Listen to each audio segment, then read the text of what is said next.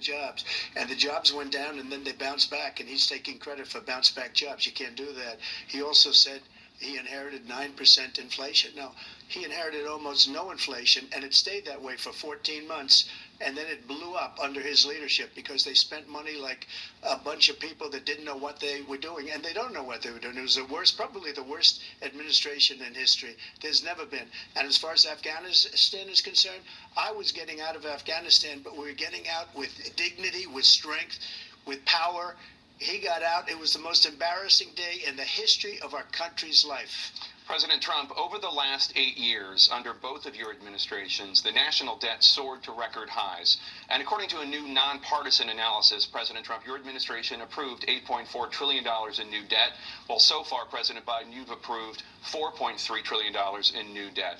So, former President Trump, many of the tax cuts that you signed into law are set to expire next year. You want to extend them and go even further, you say.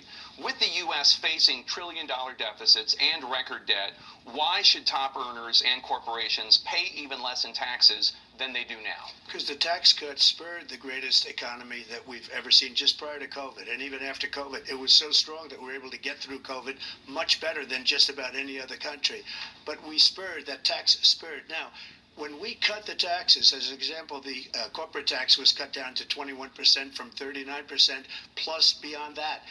We took in more revenue with much less tax, and companies were bringing back trillions of dollars back into our country. The country was going like never before, and we were ready to start paying down debt. We were ready to start using the liquid gold right under our feet, the oil and gas right under our feet. We were going to have something that nobody else has had. We got hit with COVID. We did a lot to fix it. I gave him an unbelievable situation